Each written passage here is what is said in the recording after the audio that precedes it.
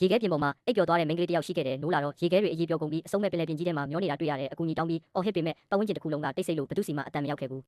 လစ်ဆက်ပျောက်ဆုံးသွားတာတငယ်ချင်းတွေတီတာနဲ့ချက်ချင်းကယ်ဆယ်ရေးအဖွဲ့ဆေးလွတ်ခဲ့ကြပါတယ်ဒါပေမဲ့ကျေပြန့်လာတဲ့ရေခဲပြင်ကြီးပေါ်မှာလစ်ဆက်ကပရွက်စိတ်ကလေးလိုတင်းငယ်လွန်းလို့သူ့ကိုရှာဖွေရတာမြေကြီးထဲမှာအတချောင်းရှာတယ်လို့ပါပဲရေနဲ့အခုံမာသည့်အနေငယ်လောက်သာကျန်တော့တာမို့သူမအသက်ရှင်ဖို့အသေးအတန်ရှာဖွေခဲ့ပါတယ်အဲ့ဒီအချိန်မှာပဲနှင်းထဲမြုပ်နေတဲ့ဖုန်းတစ်လုံးကိုရှိခဲ့ပါတယ်မိပြတ်ဖုန်းကျိုးတော်လဲအကူကြီးတောင်းရမဖြစ်နိုင်တော့တဲ့ဖြစ်သူမတယောက်တည်းအသက်ရှင်ရန်ဆုံးဖြတ်ခဲ့သည်ပထမဆုံးသူမ၏ပစ္စည်းများထဲမှာစာအုပ်တအုပ်ကိုယူလိုက်သည်သူ့ရဲ့မျက်မှန်မှာတောက်ပန်းချက်ကိုဖြုတ်ယူပြီးနေအောင်ကြီးကိုချိန်ရွယ်ခဲ့တဲ့စက်ကူတရွက်ကမိခိုးငွေလေးတွေထွက်လာတဲ့အထိစောင့်ဆိုင်းခဲ့ပြီးနောက်မိစာနဲ့အရေးပြောအောင်လုပ်ခဲ့တယ်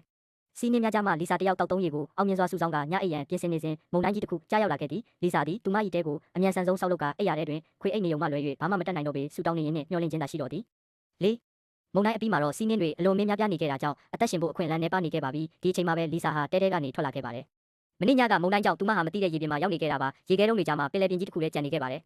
သူကယ်ဆယ်ရေးအဖွဲ့ရောက်သည့်အထိဆက်လက်နေထိုင်နိုင်ရန်အတွက်ပျက်စီးနေတော့တဲ့ကိုပြင်ဆင်ခဲ့သည်ထို့နောက်ငါးဖမ်းရန်စူးစမ်းရင်းအကူကွေးပြီးအခွန်တစ်ခုကိုစွတ်ကာငါးဖမ်းရန်ပြင်ခဲ့တော့လဲနှက်ခမ်းများခဲသွားပြီးငါးတကောင်များမရခဲ့ပါ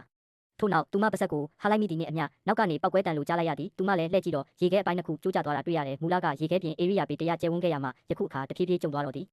အလကားနီးပါးဖြစ်လူဆဲဆဲအချိန်မှာပဲဖုန်းလေးမြည်လာခဲ့ပါတယ်လီစာလည်းအလင်းအမြန်ပြန်လာပြီးဖုန်းကင်လိုက်ပါတယ်သူဖုန်းဆက်တာကအဲယာကွန်အယောင်သမားတဲ့ရေခဲပြင်ပေါ်ပိတ်မိနေကြောင်းကယ်ဆယ်ရေးအကူအညီလိုကြောင်းဘလို့ပဲရှင်းပြသည်ဖြစ်စေအရေးပေါ်အကူအညီတောင်းသည်ဖြစ်စေသူ့ကိုကယ်ဆယ်ရေးအဖွဲ့ကိုဆက်သွယ်ပေးဖို့တောင်းပန်သည်ဖြစ်စေအေးခမ်းမတူးညတဲ့ခြင်းရင်မတူးညတဲ့ခြင်းဘူးလို့ပြောပါရေခဲပေါ်မျောနေတယ်ဆိုတဲ့ပုံမြင်မလုပ်ပါနဲ့လို့သူမကပြောလိုက်ပါတယ်ထိုအချိန်တွင်လီစာမှာလုံးဝစိတ်ပြတ်သွားခဲ့သည်ရင်နာစွာဖြင့်ဖုန်းထဲသို့အော်ဟစ်ခဲ့တော်လဲတစ်ဖက်မှအတန်မကြားရတော့ပေထိုနည်းတူလီစာမှာကဲတင်ခံရရန်အခွင့်အရေးကိုလွှဲချော်သွားခဲ့ရသည်လစ်တာရေခဲကွဲတန်ကြားရပြီးအလင်းရောင်ကိုတုံခါအောင်လွှတ်လိုက်ပါတယ်